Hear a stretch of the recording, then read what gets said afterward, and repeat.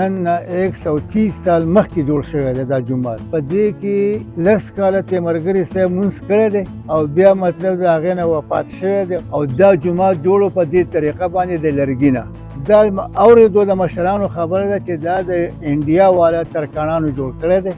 مختلف کسان د دې تصویر اخیستو له راغلي وو، مثلا انګریزان راغلي دي دې مطلب د تصویر اخیستو له، خو لیکن میاګل صاحب دې ته د تصویر د اخیستو اجازت نه ورکړی.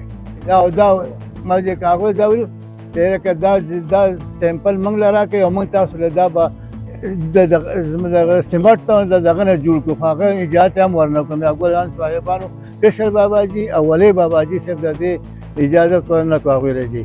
اوس هم دې له مختلف کسان له ډېر لرې کسان له دې تاریخي جومات لمانځل او د اصل او مطلب د ختم قرآن له راځي دي 2,000 کسان مطلب دی که د مانځه مطلب د لمونځ کولی شي ټایم وخت بر وخت.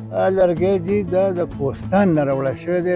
دا په هغه وخت کې د لارو په ذریعه نه راوړل شوی، دا د سیند کې د ایړ په ذریعه باندې راوړل شوی په اوبو کې.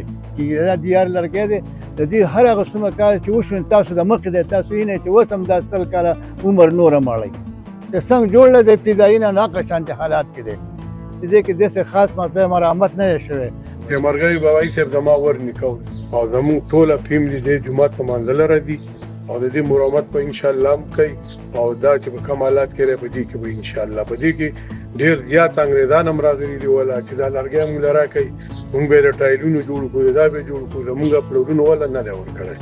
وایي چې یاره دا به موږ نه ورکوو. په دې پسې ډېر خلک د لرې لرې ځایونو نه راځي او تصویرونه او دغه وباسي او دې باباجي صاحب خواله به نوابان هم راتله، ټول چترال شادګان به هم راتله، ټول به ورسره دلته ناست وو او دوا به چې خلکو اخیسته. تقریباً ये 10 साल उसमें मेहनत हुआ था. 10 साल के बाद वो मस्जिद तैयार हुआ था. बुजुर्गों ने बताया कि इसमें मरगरी साहब ने खुद नमाज 10 साल अदा किया था.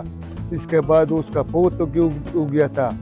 इसके लिए नमाज के लिए लोग दूर दराज से आते हैं, मैदान बरौल दीर से हर जगह से लोग आते हैं. इधर हर रोज दूर दराज से लोग सुकून के लिए भी आते हैं. मेरा नाम ज़फ़रान है और मेरा ताल्लुक़ तेमरगरा से है. इस वक्त मैं बैठा हूँ बाबाजी मस्जिद में और इसका तारीख़ जो है ये 130 साल पुराना है. इसमें लकड़ी का काम हुआ है और ये यहाँ पर लोग नमाज के लिए आते हैं.